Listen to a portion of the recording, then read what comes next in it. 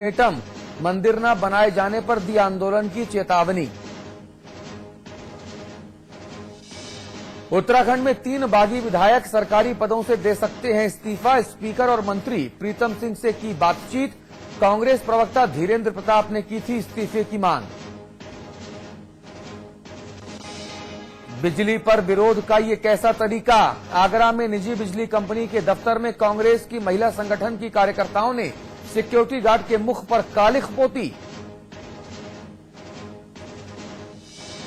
धोखाधड़ी और मकान कब्जा करने के मामले में फंसे बांदा के बाहुबली पूर्व बीजेपी सांसद प्रकाश नारायण त्रिपाठी टिकरिया इलाहाबाद सेशंस कोर्ट ने जेल भेजा।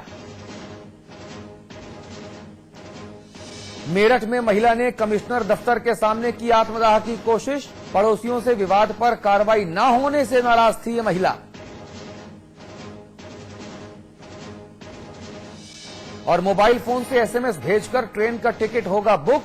आईआरसीटीसी ने 1 जुलाई से एसएमएस आधारित रेल टिकट बुकिंग शुरू करने का किया फैसला। जल्द ही की जाएगी नंबर की घोषणा।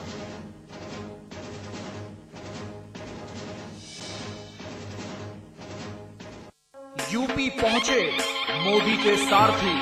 नवाबों के शहर में अमित शाह का रथ दौड़ेगा या होगा पंचर। यूपी में मोदी रथ। नमस्कार, आपके साथ मैं अतुल अग्रवाल हूं। उत्तर प्रदेश में मोदी के सारथी अमित शाह जैसे ही लखनऊ पहुंचे, कार्यकर्ताओं ने जोरदार स्वागत किया। लेकिन जैसे जैसे दिन ढला, राजनीतिक गलियारों में अमित शाह के यूपी दाखिले को लेकर बयानों के बाण चलना शुरू हो गए। कोई सिरे से उनकी उपस्थिति को नकार रहा था, तो कोई अमित शाह के सांप्रदायिक होने की गुहार लगा रहा था और कह रहा था कि जनता उन्हें नकारेगी। माना जा रहा है कि अमित शाह उत्तर प्रदेश में मोदी का एजेंडा लेकर आए हैं। वो उसी तरह की राजनीति करेंगे जिस पर वापसी के संकेत बीजेपी ने दे दिए हैं। अब यूपी की जनता उन्हें कैसे स्वीकार करती है, ये तो देखने वाली बात होगी। लेकिन जिस तरह से अमित शाह के यूपी में कदम रखते ही विपक्षी दल हाहाकार मचाने पर आमादा हैं, आने वाले दिन और भी ज्यादा हंगामा खेज हो सकते हैं। इस मुद्दे पर बात करेंगे। अमिताभ अग्निहोत्री हमारे मैनेजिंग एडिटर हमारे साथ हैं।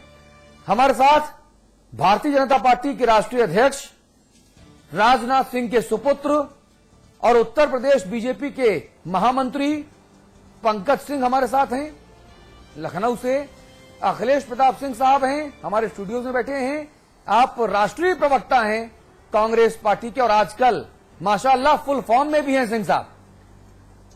तो उम्मीद की जानी चाहिए कि आज की जो चर्चा है वो बेहद सकारात्मक रहेगी। आज की जो चर्चा है वो लोगों को बहुत अच्छी लगेगी रोज की तरह। लेकिन क्या वाकई अमित शाह यूपी में बीजेपी को उबार लेंगे उस बीमारी से जिससे बीजेपी पिछले कई वर्षों से ग्रसित है? न सिर्फ ग्रसित है बल्कि खासी कमजोर भी हो चुकी है।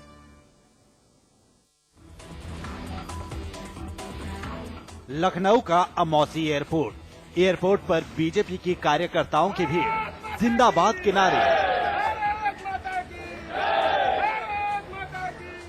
और फिर बाहर आए बीजेपी के यूपी के नए प्रभारी, बीजेपी के राष्ट्रीय महामंत्री और नरेंद्र मोदी की खासम खास अमित शाह के स्वागत के लिए एयरपोर्ट के बाहर बीजेपी कार्यकर्ताओं की भीड़ थी। लेकिन प्रदेश का कोई बड़ा नेता उनके स्वागत के लिए एयरपोर्ट पर नहीं दिखा। अमित शाह ऐसे वक्त में 2 दिन के लिए लखनऊ पहुंचे हैं जब आडवाणी और मोदी के झगड़े से पहले ही बीजेपी जूझ रही है। फिर भी न जाने वो कौन सा आत्मविश्वास था जिसकी वजह से उन्होंने दावा कर दिया कि केंद्र में बीजेपी की सरकार आएगी। आज मैं पहली बार यूपी आया हूं। मैं इतना ही कहना चाहता हूं कि 2014 में भाजपा के नेतृत्व में एनडीए की जो सरकार बनेगी, इसकी मजबूत नींव यूपी से डाली जाएगी। जाहिर है अमित शाह के लखनऊ पहुंचने के बाद भले ही चुनावों में फर्क पड़े ना पड़े, बाकी राजनीतिक दलों को ये चिंता तो हो ही गई है कि आखिर इसका बीजेपी को फायदा होगा या नहीं। अगर हुआ तो नुकसान किसका होगा और नहीं हुआ तो फायदा किसको मिलेगा। फिलहाल बीजेपी कार्यकर्ता पार्टी में चल रहे संकट के बीच फिर से उम्मीद जगाकर अमित शाह के पीछे चल पड़े हैं। देखते हैं कि मंजिल कितनी दूर है। भाजपा के उत्तर प्रदेश प्रभारी अमित शाह का आज एयरपोर्ट पे हार्दिक स्वागत हुआ है। अमित शाह ने साफ तौर पे ये कहा है कि आने वाले समय में 2014 का जो इलेक्शन होगा उसकी मजबूती सिर्फ उत्तर प्रदेश से ही भाजपा को दे सकती है, जिसके चलते वो यहाँ पे जो रणनीति है उसको तय करने आए हैं। ये देखेंगे कि जनाधार जो है वो किस तरीके से बढ़ाया जाए। कैमरामैन आनंद के साथ आलोक पांडे, लखनऊ, समाचार प्लस। चलिए चर्चा आगे बढ़ाएंगे। भाई पंकज सिंह साहब, जो अध्याय एल.के. आडवाणी और नरेंद्र भाई मोदी की वर्चस्व की लड़ाई से शुरू हुआ था, उस अध्याय पे तो आपके पिताश्री ने खाक डाल दी एल.के. आडवाणी के घर पर, लेकिन अब एक और सरफटोगल शुरू हो गया जेडीयू वाला। एल.के. आडवाणी आज फॉर्म में नजर आए, जेडीयू के नेताओं से मुलाकात की, लेकिन कुछ होता नजर नहीं आ रहा, ऐसा कहा जा रहा है। अमित शाह 80 सीटों वाले यूपी में पहुंच गए, लेकिन जब पुराने साथी हाथ से छिटक रहे हैं तो क्या बीजेपी पूरे देश में इस स्थिति में आ पाएगी मोदी के कंधे पर चढ़कर भी कि वो पूर्ण बहुमत से सरकार बनाए? संभावनाएं ना के बराबर।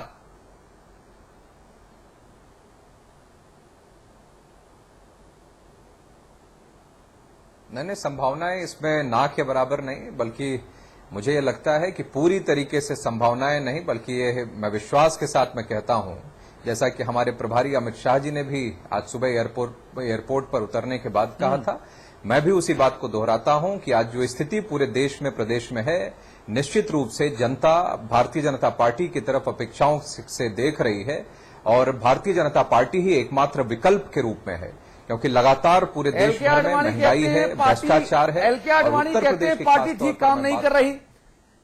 जो पार्टी के पितामह हैं, जिन्होंने पार्टी बनाई, वही कह रहे हैं कि पार्टी जो है ठीक काम नहीं कर रही, और अब आपको जनता से उम्मीदें हैं। ये तो घोर विरोधाभास हुआ। मैंने कहा जनता को भी भारतीय जनता पार्टी से ही अपेक्षा है, क्योंकि कांग्रेस को भी, और कांग्रेस के साथ उत्तर प्रदेश में अलग बयान और दिल्ली में जाकर कांग्रेस के साथ समाजवादी पार्टी और बहुजन समाज पार्टी, यही कांग्रेस की सरकार को बचाने का काम करती है। बयान की बात कर रहा हूं भाई साहब। जनता को भी एकमात्र विकल्प के रूप में भारतीय जनता पार्टी लगती है। लिखित बयान के बारे में बात कर रहा हूं। और जहां तक आदरणीय आडवाणी जी के बयान की बात है, मैं कह रहा हूं अतुल जी की, और जहां तक आदरणीय आडवाणी जी के बयान के संबंध में बात है, इस पे हमारे राष्ट्रीय नेतृत्व ने, राष्ट्रीय अध्यक्ष जी ने उनके आवास पर ही एक प्रेस कॉन्फ्रेंस करके सारी बात जो भी कहनी थी मीडिया के सामने रख दी है। उस पर अब कोई कमेंट करना मैं उचित नहीं समझता। जो सवाल मैंने 3 दिन पहले आपसे पूछा था कि आपकी बारात में बाराती तो लकदक कपड़ा पहन के, मुकुट उकुट लगा के और काजल वाजल लगा के आए हैं, लेकिन बारात में दूल्हा नजर नहीं आ रहा।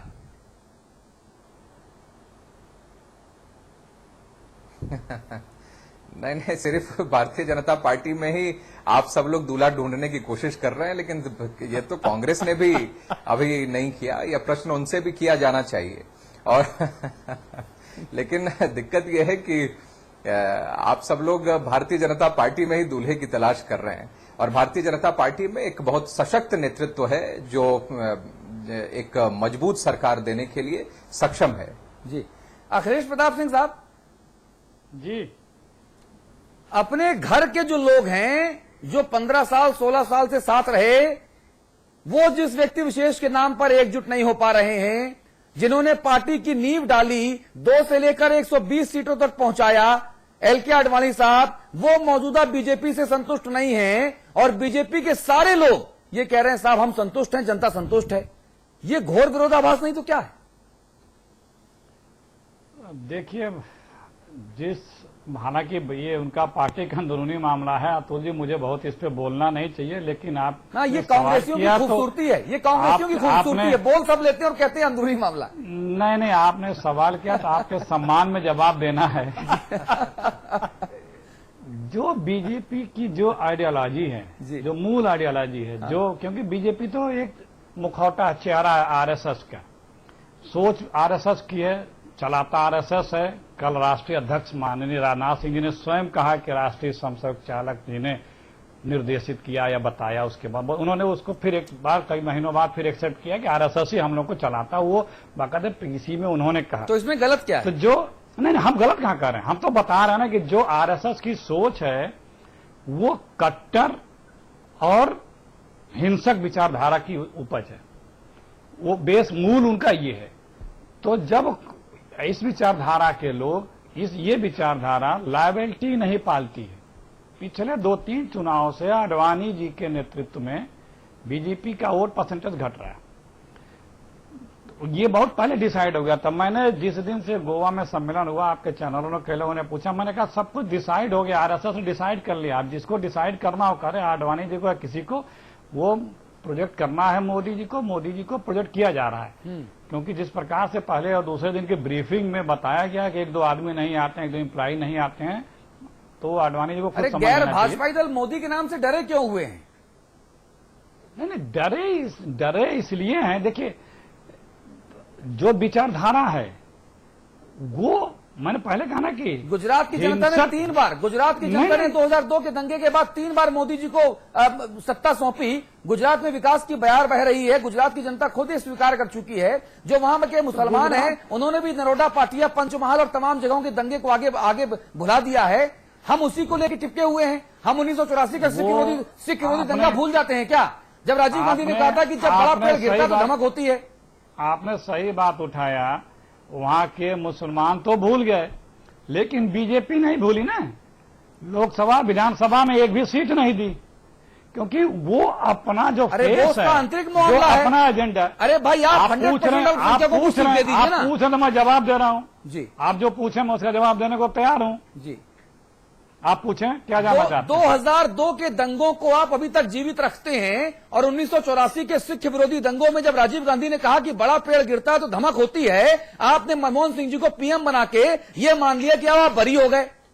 ये दो पैमाने नहीं ना, 2 पैमाने क्यों? दंगा होता है। अतुल जी, जो उस समय हुआ था उसके लिए शीर्ष कांग्रेस नेतृत्व से कई बार सारी बातें, क्षमा याचना, भूल चूक जो भी होता कही जा चुकी हैं। ये लोग तो अभी तक अपने किसी भी गलती के लिए एक्सेप्ट भी नहीं करते हैं। अटल बिहारी वाजपेयी जी ने क्या कहा था उस वक्त जब पीएम थे? क्या कर पाए? आप थोड़ा सा हमें बोलने दो, मैं क्या कहा था, आपने अच्छा छेड़ा है। 2002 में इसी गोवा में अटल बिहारी वाजपेयी जी जब गए तो उन्होंने जाने के पहले, कार्यकारिणी की मीटिंग के पहले ये कहा, मेरे पास सारी कटिंग्स हैं, कि मोदी जी के ऊपर हटाने पे चर्चा होगी। बाद में क्या हुआ कि नहीं हटाए जाएंगे, मोदी ने बड़ा अच्छा काम किया। 2004 में जब यूपीए की, एनडीए की सरकार हट गई, फिर बीजेपी की वहीं मीटिंग हुई और अटल जी ने फिर मीटिंग के बाद ब्रीफिंग में कहा कि अगर 2002 में मेरी बात मान ली गई होती, मोदी जी को बदल दिया गया होता, तो एनडीए दिल्ली से अलग नहीं होती। ये ऑन रिकॉर्ड है, अभी भी वेबसाइट पे है ये सारे बयान। मैं हवा में नहीं बात कर रहा हूं। तो जब अटल बिहारी वाजपेयी जी मोदी जी का नहीं कुछ कर पाए, तो आप समझ लीजिए मोदी जी, आडवाणी जी क्या कर पाएंगे?